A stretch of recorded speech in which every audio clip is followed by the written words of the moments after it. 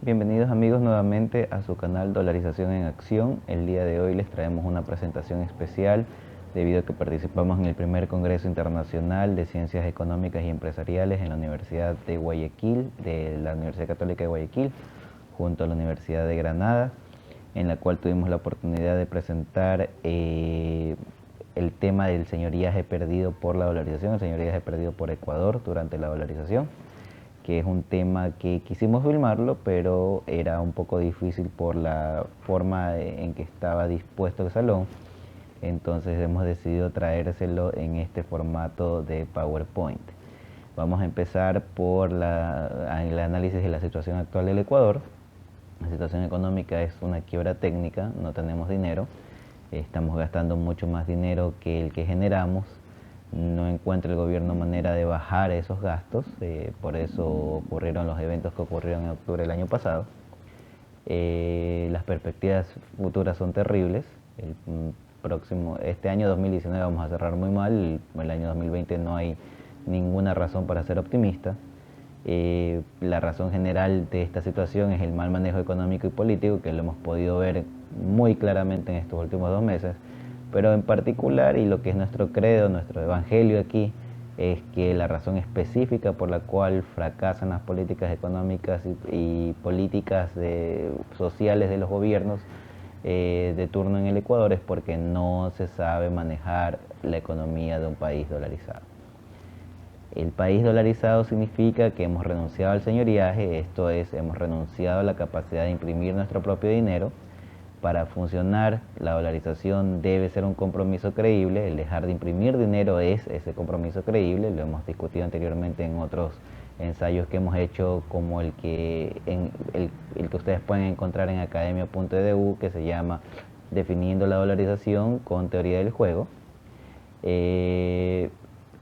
Y en ese ensayo y en otros ensayos que los complementan, explicamos que el dolarizar significa eliminar la variable del señoriaje de la función de producción de la economía. Esto es algo terrible, pareciera muy sencillo, pero no lo es.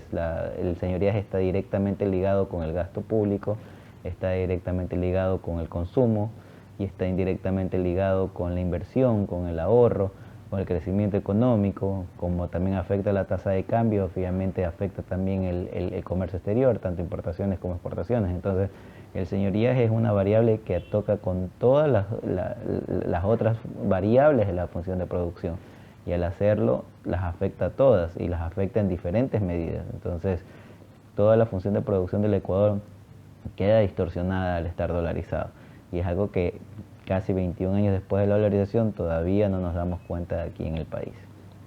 Respecto a cómo nos dolarizamos, a la maldita sea. Nuevamente le pido a la gente que vea lo que sucedió el mes pasado en octubre, donde el Ecuador cambió de capital, la movió de Quito a Guayaquil, de Guayaquil a Quito, hasta en Wikipedia salimos de diferentes capitales, cambiaron la capital sin decirle a nadie, sin pedirle permiso a nadie, la regresaron sin decirle a nadie, sin pedirle permiso a nadie, firmaron un tratado con los movimientos indígenas sin discutirlo con el país, sin ni siquiera sabíamos dónde estábamos. Entonces, no es un tema del pasado, no es un tema de que en 1999 el Ecuador era de esa manera y ahora somos totalmente diferentes y no puede volver a pasar. No, el Ecuador sigue siendo igual de incompetente que era en 1999, sino más. Entonces el resultado es que seguimos con estas situaciones en las cuales se hacen las cosas a la maldita sea y nadie reclama. Cuando empezamos a hacer el camino de la dolarización, o cuando estábamos caminando hacia la dolarización, primero lo seguíamos a Argentina, que tenía éxito con su proceso de caja de convertibilidad y con la posibilidad de dolarizarse. Sin embargo, como somos Ecuador, en vez de hacer algo completo, en vez de continuar con Argentina, cambiamos y copiamos el plan de México. México en septiembre 1 de 1998 planteó un plan de dolarización porque ellos también sufrieron una gran crisis económica en el 96-97 y estaban considerando seriamente dolarizarse. Ecuador, como no tenía ningún plan de dolarización porque estaba haciendo todo tan mal, agarró el plan de México, le cambió México por Ecuador y 15 días después, en septiembre 15 de 1998, apareció publicado un plan de dolarización que derivó en que en enero de 1999 se liberaran las monedas, el mercado de monedas en el Ecuador, y en el 2000 nos dolarizamos. El resultado de todo esto fue que la dolarización no se coordinó con el país ancla, con Estados Unidos. Esto quiere decir de que perdimos una gran oportunidad, como se puede ver en la siguiente diapositiva, que es de tener una dolarización coordinada. ¿Coordinar qué cosa? Coordinar, en este caso particular, el señoríaje. Habían otras cosas que se podrían coordinar, pero hablemos específicamente del señoríaje. Y sí existió una ley para coordinar el señoríaje, una ley que se fue propuesta para la Argentina por el senador Connie Mack de la Florida. Es una ley que se llamaba el Acta de Estabilización Monetaria del 2000. Podemos ver en el gráfico que el acta sigue vigente en el Congreso americano, no está activa, no la van a votar, pero lo que digo es que llegaron tan lejos como escribirla y proponerla. O sea, no fue una idea al aire, fue algo que se propuso, pero como Argentina al final no se dolarizó, nadie más la impulsó y no hubo necesidad de implementarla. Ecuador, El Salvador y otros países más no le dieron seguimiento. Y ese es el punto exacto de nuestra presentación. ¿Qué hubiera pasado si nosotros hubiéramos hecho las cosas correctamente y hubiéramos continuado, hubiéramos presionado con esta ley, ya sea en el tiempo que nos dolarizamos o ahora? Después de la presentación hablaremos de por qué Estados Unidos aceptaría esto, porque podría ser medio raro pensar de que Estados Unidos vaya a dar una alternativa a los países dolarizados respecto a devolverles el dinero, porque cuando hablamos de que le devolvería el 85% del señoríaje, como vemos ahí en la diapositiva, nos referimos a que les devolvería el 85% del valor del señoríaje, en el sentido de que acordémonos que el imprimir dinero no tiene un costo para el que lo imprime. Los costos de, por ejemplo, imprimir un billete de $100 no cuesta más que 4 centavos, lo que quiere decir que 99.96 del dólar se lo queda el gobierno. Entonces, cuando Ecuador genera señoríaje, quiere decir que cuando la economía del Ecuador crece y necesita liquidez, para conseguir esa liquidez en Estados Unidos o donde sea que lo tenga, donde sea que logre conseguir ese dinero, para tener ese dinero en efectivo dentro de la economía, de ese circulante, el Ecuador necesita enviar el equivalente exacto de ese dinero en mercadería a quien sea que le va a proveer el dinero. Entonces, si vamos a necesitar $100 para el circulante, hay que mandar el equivalente de $100 de banano, $100 de camarón, etcétera. No necesariamente una exportación, sino que pagar por el billete literalmente para que esté dentro de la economía y fluya. Entonces, si hubiera una dolarización coordinada, lo que se lograría es que en vez de pagar $100, el equivalente de $100 para tener un billete de $100 dando vueltas circulando en la economía, solo tendríamos que pagar solamente tendríamos que pagar $15 y los otros 85 los recuperaría el Ecuador. ¿Por qué Estados Unidos le permitiría al Ecuador quedarse con esos 85 en vez de quedárselos ellos? Lo tenemos que discutir al final de esta presentación. La metodología que estamos utilizando es muy simple, es basada en ingeniería financiera, descuento a través del tiempo. La metodología en este caso es muy limitada y lo tiene que ser, porque este es un tema bastante complejo. Lo único que queremos aquí mostrar es que las cifras son altas, nada más. No queremos que sea una cifra precisa, no queremos que sea una cifra oficial, porque hay una serie de aristas que son imposibles para nosotros calcular ahorita, especialmente con los recursos que tenemos. Por ejemplo, si hubiéramos tenido este flujo de dinero, ¿cuánto hubiéramos reducido en deuda? ¿Cuánto hubiéramos generado de ganancia social? ¿Cuánto se hubiera impulsado el país? ¿Cuánto hubiera sido la inercia, multiplicadores? Una serie de factores, una serie de situaciones que no se pueden analizar directamente. Entonces, no contamos con la capacidad de hacer un análisis a profundidad. Sería muy bueno para una tesis de alguien que quiera hacer, incluso yo me atrevería a hacer un doctorado, porque este tema solito es demasiado largo, pero nosotros lo que hemos querido hacer es, usando ingeniería financiera y utilizando cifras descontadas a través del tiempo, mostrar de que el monto es alto, se ha perdido algo que es bastante elevado. La introducción, ¿qué hemos hecho? Primera pregunta de investigación, ¿cuánto ha perdido Ecuador desde que se dolarizó por no tener un tratado monetario con Estados Unidos respecto a señorías en dolarización? Eso es lo que queremos averiguar, eso es todo lo que queremos proponer en metodología.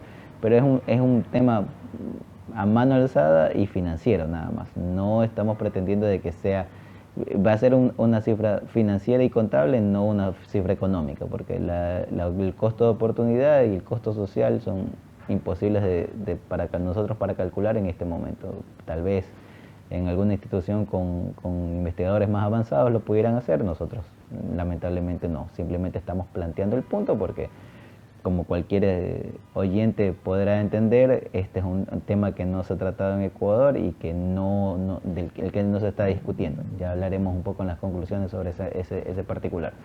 La hipótesis: si Ecuador hubiese tenido un tratado monetario con Estados Unidos, que es el país ancla, respecto a la dolarización, hubiera generado en este periodo suficientes flujos financieros como para prevenir la presente crisis económica.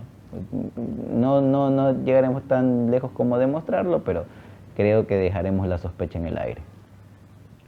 El señoriaje. Los gobiernos normalmente tienen tres formas de ingresos para balancear sus presupuestos: los impuestos, la deuda y el señoriaje.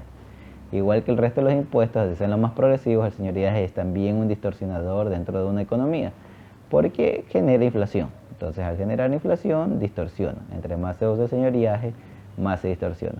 El grave problema de haber dejado el señoriaje, y que es algo que hemos experimentado en Ecuador y no lo podemos profundizar en esta presentación lamentablemente, es que la tributación, que es una forma de ingreso, y el señoriaje, que es otra forma de ingreso, tienen dos maneras de distribuirse dentro de una economía que son diferentes. ¿A qué nos referimos? Nos referimos a que la tributación depende del sector formal de la economía, depende de las personas que están pagando impuestos en la economía, depende de los negocios que están en centros comerciales, en tiendas, en lugares donde las autoridades tienen una capacidad de ejercer su poder coactivo. Pero en países en desarrollo, en particular como Ecuador, hay muchas áreas donde se desarrolla un mercado secundario, un mercado no oficial, un mercado informal. Entonces, los tributos no llegan a esas áreas, pero esas áreas sí se las puede hacer o sí se las puede alcanzar a través del señoriaje. Porque cuando se emite señoriaje, que hemos dicho es un impuesto al dinero, porque estamos hablando de que genera inflación, y lo va a pagar todo el mundo. ¿Por qué? Porque no importa si la persona está trabajando afuera de las instituciones financieras del Ecuador, si la persona tiene $1.000 en la mano y hay una devaluación, entonces el poder adquisitivo de esos $1.000 caen. No importa si no los movió, no importa si los tenía metidos debajo del colchón, no importa si los metió en la caja, etcétera, etcétera.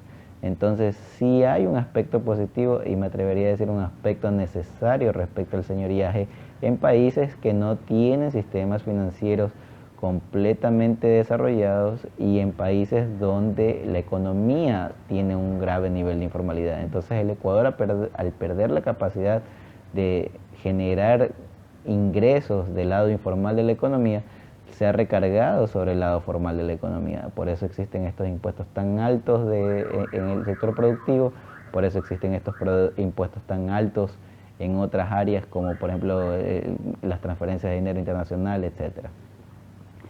Entonces, bueno, después de haber comentado un poco sobre el tema del señoriaje, hablemos de la gestión de datos. El Ecuador no reporta cifras oficiales de generación de señoriaje. No existe a través del Banco Central, no existe a través del Ministerio de Finanzas, ninguna institución del Estado formal está transmitiendo cuáles son las cifras que generamos de señoriaje. No es que no las generamos, nuevamente, si generamos dinero o si generamos demanda por dinero en efectivo. Lo que estamos haciendo ahorita es teniendo que comprarlo. Tenemos que mandar oro equivalente a $100 para que nos llegue un billete de $100. Y aparte de eso tenemos que traerlos físicamente, que era algo de lo que se quejaba el expresidente Correa, y que por eso intentó cambiar el sistema un poco y implementar el sistema de dinero electrónico. Debido a que no genera datos de señoriaje del Ecuador, tenemos que derivarlo por proxies, o sea, indirectamente. Vamos a hablar, un sistema sería a través del Banco Mundial con la masa monetaria, y otro sería con Camboya, que Camboya es un país dolarizado de facto, quiere decir que su dolarización excede el 95% del tamaño de la economía, y en Camboya se realizó un estudio donde se calculó que ellos perdían el 2% del PIB anual debido a que no tenían señorías. Vamos a usar esa cifra también. El tiempo real se refiere al valor de dinero a través del tiempo, establece una equivalencia entre dos flujos de dinero efectuados en dos tiempos diferentes usando una tasa de descuento predeterminada, en este caso el T-bill americano. Y el T-bill del Tesoro americano es el instrumento financiero más seguro del mundo, es la tasa libre de impuestos, de riesgo, perdón. Entonces paga un interés muy bajo, pero al mismo tiempo lo estamos usando por dos motivos. Primero, porque estamos queriendo ser extremadamente conservadores respecto a de que si Ecuador hubiera recibido este dinero y lo hubiera puesto en un banco, ¿cuánto tendríamos? Lo estamos usando también como tasa de descuento porque podríamos tratar de descontarlo a través del tiempo con las tasas de inflación y en tiempos reales, pero ahí existe un conflicto en el sentido de que o hubiéramos usado el ingreso en ese mismo momento, lo cual lo ponemos también como una alternativa, o lo hubiéramos ahorrado y lo hubiéramos traído hasta nuestros días, y si lo hubiéramos hecho con qué tasa de interés. Probablemente lo hubiéramos hecho con una tasa de interés más alta, incluso más alta que lo de la inflación, poniéndolo en bancos locales, pero no lo hicimos así, y para este cálculo en particular hemos querido optar por lo más conservador posible. No hay nada más conservador que la tasa del Tesoro americano, debido a que es un instrumento excesivamente seguro que no podría entrar a quiebra. No podría entrar en mora, mejor dicho. Los resultados del método 1, usando el cambio de la masa monetaria reportado por el Banco Mundial, nos dan de que si el Ecuador hubiese obtenido el 85% del señoriaje generado, o sea, la diferencia entre una masa monetaria de un año al otro, aproximadamente hubiera obtenido 32.215 millones de dólares en este tiempo, que hubiera podido utilizar si los hubiera usado en ese momento, o 36.267 millones si los hubiera puesto en el banco a recibir intereses con el T-bill. Es una diferencia de 4.050 millones. Hay 2 años en los cuales la economía del Ecuador ha decaído. Se asume que hubo alguna fuga de capitales, por eso hemos descontado esos valores, y también los hemos descontado con el 85% de descuento simplemente por un tema de costo de oportunidad. No podemos descontar el valor entero porque si lo que estamos tratando de aquí ver es cuánto se perdió por no tener el tratado, no cuánto perdió el Ecuador en total. Entonces el Ecuador en total, por ejemplo, en el año 2015 perdió 2.084 millones de dólares en masa monetaria, pero lo que hubiéramos recibido si no se hubiera perdido eso, hubiera sido, lo que potencialmente perdíamos eran 1.771 millones, no hubiéramos perdido los 2.084 millones de parte de Estados Unidos. Entonces lo hemos querido ver así. Tal vez alguien discrepe con esa lógica, pero en todo caso lo hemos descontado para que no haya confusión. No hubiéramos recibido ni un centavo de la deuda, perdón, no hubiéramos recibido ni un centavo del señoriaje, pero al mismo tiempo hubiéramos perdido el poder generar, el poder usar ese dinero, el que genera algún interés. Entonces no podríamos haberlo dejado en cero, pero pensamos de que es más prudente cuadrarlo como un costo de oportunidad perdida. En el método 2, con Camboya, tenemos una situación bastante similar. 21.241 millones si hubiéramos obtenido el 85% del 2% del PIB. Si lo hubiéramos puesto en el banco, hubiéramos tenido 23.203, una diferencia de casi 2.000 millones que se debe a los intereses. También tuvimos ahí los años que se descuentan como negativos. Perdón, aquí no tenemos años que se descuentan como negativos porque aquí no es la diferencia de la masa monetaria, es directamente el PIB. Pero lo que se nota es que hay una diferencia bastante grande entre las dos cifras respecto a los valores. Esto se podría explicar de algunas maneras.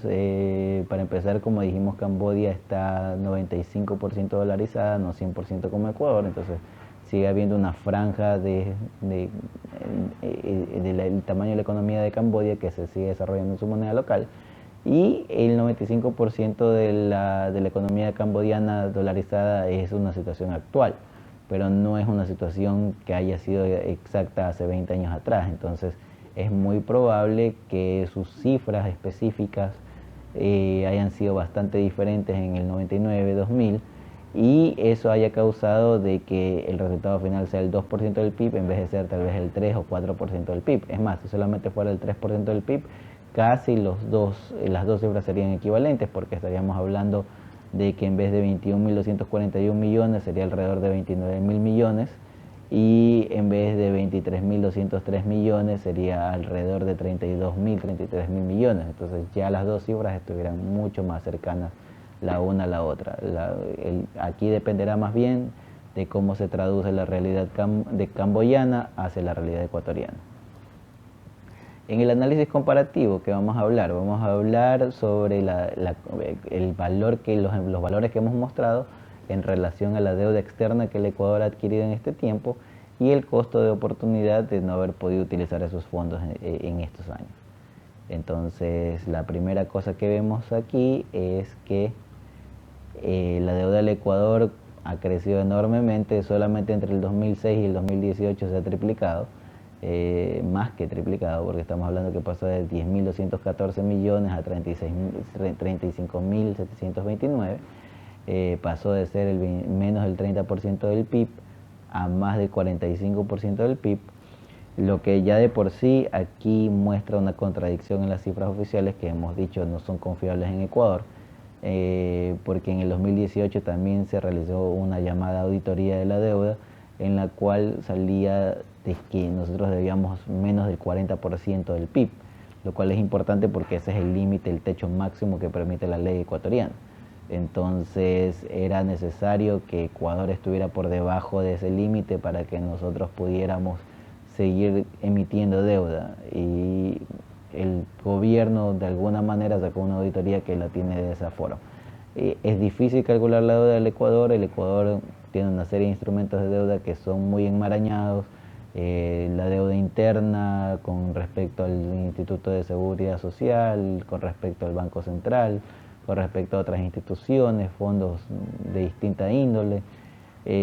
Con la China se hicieron contratos de preventa de petróleo, los cuales no se sabe con exactitud cuáles son los intereses que se está pagando.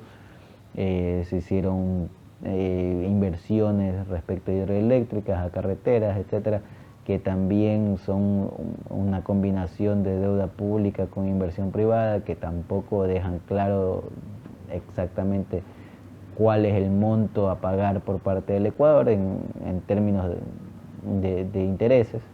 Entonces es bastante difícil saber cuál es la deuda del Ecuador. Por eso es también bastante difícil hacer estos cálculos que queremos hacer el día de hoy. Respecto a la deuda, tenemos un detalle adicional que lo estamos mostrando como referencia.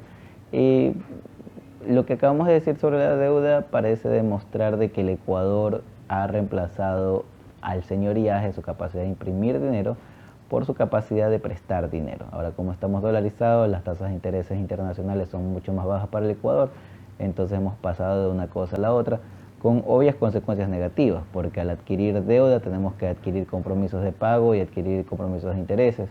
Entonces eso va a conllevar, si es que ya no ha conllevado a la crisis, a una crisis financiera donde estemos nuevamente, como dijimos al principio, en una quiebra, ahorita técnica y tal vez en algún momento completa. Lo que queremos mostrar aquí muy brevemente es parte de un análisis que nosotros hicimos, que también está en academia.edu, que se llama La mentira de la dolarización, sobre la convergencia inflacionaria entre Estados Unidos y Ecuador, que antes de dolarizarse el Ecuador se prometió que la inflación de Estados Unidos y Ecuador iban a ser la misma, lo cual no se ha cumplido ni se cumplirá, porque no tienen relación la una con la otra. Pero al hacer ese análisis, lo que descubrimos fue, o lo que hicimos fue ver cuáles eran las variables que influían sobre los niveles de inflación en el Ecuador. Entonces, antes de la dolarización, estadísticamente hablando, la única variable que influía sobre la inflación era la masa monetaria, es decir, la impresión del dinero. Eso lo podemos ver en el cuadro a la izquierda. Hacia la derecha podemos ver dos cosas. Primero que nada, que la deuda pública, que no tenía ninguna influencia antes de la dolarización, es ahora el mayor influyente sobre la inflación. Y al mismo tiempo podemos ver que la masa monetaria, que antes era el factor que más influenciaba sobre la inflación del Ecuador, ahora ha perdido su significancia estadística y probablemente con una tendencia a seguirla perdiendo. Estos datos son al 2015, pero si los ampliásemos hacia el 2018 o el 2019 quedaría un mejor ajuste del modelo.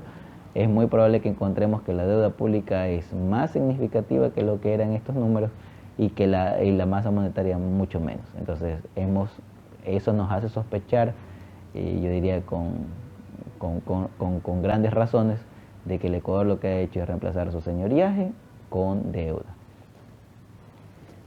Vayamos hacia las conclusiones rápidamente. El primer resultado del análisis aquí presentado determina que la profundización financiera en el Ecuador ha decaído debido a que la masa monetaria en Ecuador se ha más que duplicado, pasando del 19% del PIB al 48% en su pico.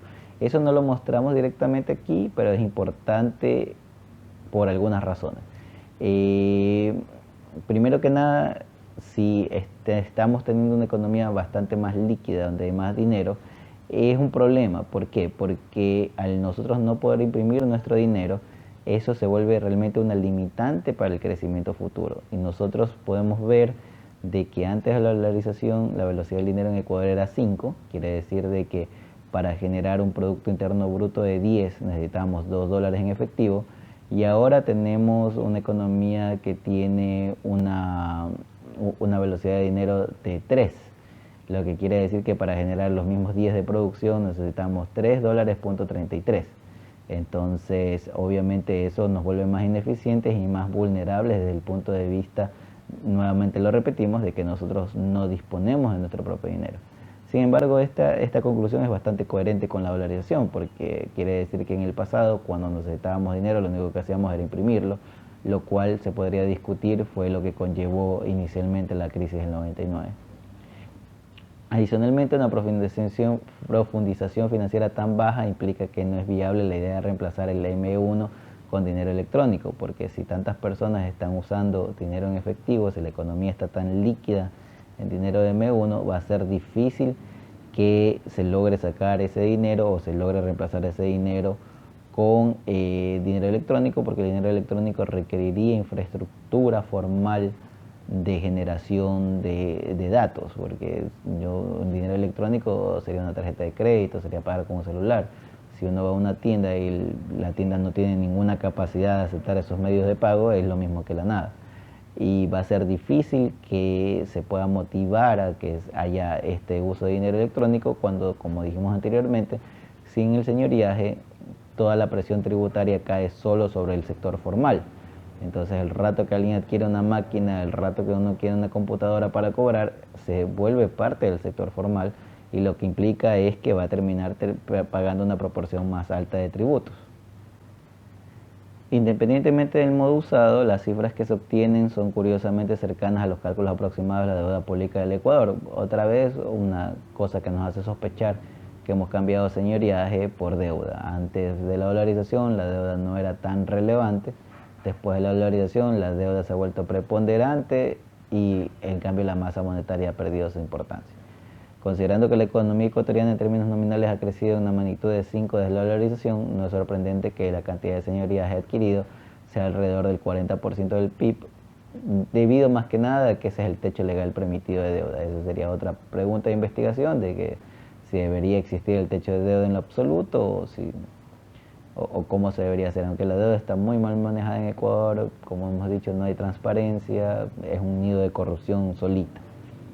El siguiente punto, de haber manejado correctamente su señoriaje, el Ecuador sería un país que no tendría deuda, o en todo caso una deuda mucho más baja a mejores intereses que los actuales. Intereses que serían más fáciles de pagar, intereses que nos permitirían a nosotros pensar que vamos a tener un crecimiento económico lo suficientemente elevado para no tener que depender de más deuda en el futuro, pero no parece ser que sea el caso. Ahora somos un país adicto a las deudas, cambiando un vicio por otro, como un drogadicto después de un nefasto plan de rehabilitación, salimos de la cocaína de imprimir dinero y hemos pasado a la heroína de prestar. Finalmente, una conclusión sobre el país ancla, sobre Estados Unidos.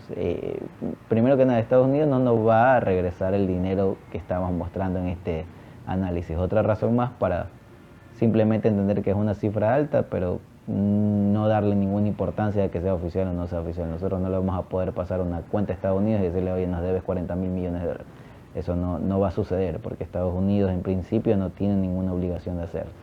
Sin embargo, no es tarde el tener este tema en mente, que el Ecuador no lo ha hecho en 21 años de dolarización, nadie lo discute, nadie escribe sobre el asunto, hasta donde sabemos somos los únicos que hemos hecho un análisis sobre este tema, y tenerlo en mente para futuras negociaciones con Estados Unidos, negociaciones de tratados de libre comercio, negociaciones sobre el tema de, por ejemplo, el combate a las drogas, el tema de cuando hablamos de las bases militares en el país, cualquier otro tipo de relación internacional, incluida el tema del medio ambiente, incluida el tema de los refugiados que alguna vez se discutió. Entonces, cuando nos sentemos a la mesa de negociación con Estados Unidos, otro de los temas que debería estar abierto a discusión es precisamente una posibilidad de coordinar la dolarización. ¿Para qué? Para que no perdamos 40.000 millones de dólares más en los próximos 20 años, causándole un gran perjuicio al Ecuador y a las generaciones futuras. Finalmente, hablar un poquito sobre la pregunta que yo dejé en el aire: ¿por qué a Estados Unidos sí le convendría esto, o por qué por lo menos deberían estar abiertos a esta posibilidad? La respuesta es bastante sencilla y la hemos estado viendo en estos 2-3 últimos años de la presidencia de Trump. Estados Unidos está muy preocupado de su balanza comercial, está muy preocupado de no exportar lo suficiente, está muy preocupado de no de importar demasiado, y una de las razones por las cuales eso sucede es porque el dólar está muy fuerte. El dólar está tan fuerte que está causando que incluso caigan las inscripciones en las universidades americanas, porque mucha gente internacional no puede pagar los valores que cuesta estar educando en Estados Unidos. Entonces, el resultado es que Estados Unidos necesita mantener el dólar en una posición no débil, pero que no se siga fortaleciendo y que vaya en contra de sus metas y sus objetivos en el tema de balanza comercial.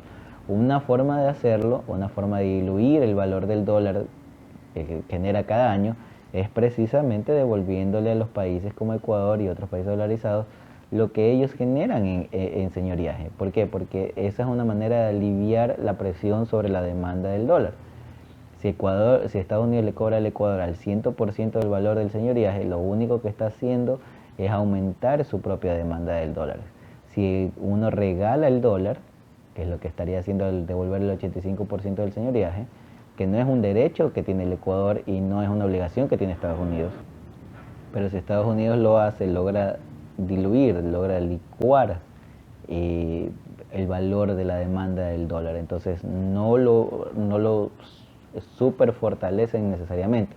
Se podría pensar, obviamente esto ya es causa de otro estudio, pero se podría pensar de que los países dolarizados están causando una demanda adicional, una demanda extra de dólares que no están dentro de los planes americanos. Entonces eso podría trastocar cualquier planificación que se tenga respecto, en particular, a la balanza comercial. Entonces Estados Unidos probablemente estaría bastante abierto a implementar un sistema así si resultase beneficioso para ellos, lo cual, insisto, puede ser demostrado. Finalmente, les agradecemos por su atención. Si les gustó este video, por favor compártanlo, denle un like, déjenos cualquier comentario que tengan al respecto, cualquier pregunta. Si este sistema les resulta mejor, nosotros podemos cambiar la presentación anterior a este formato para que ustedes puedan apreciar la clase que vimos anteriormente. Sabemos que está un poquito difícil de seguir de la forma en que fue filmada, pero ya depende de ustedes. Si desean de esa forma, déjenos un comentario y con gusto lo hacemos. Por favor, también, si quieren profundizar sus conocimientos sobre la organización, pueden encontrar nuestros ensayos en academia.edu, y como siempre quedamos a las órdenes. Muy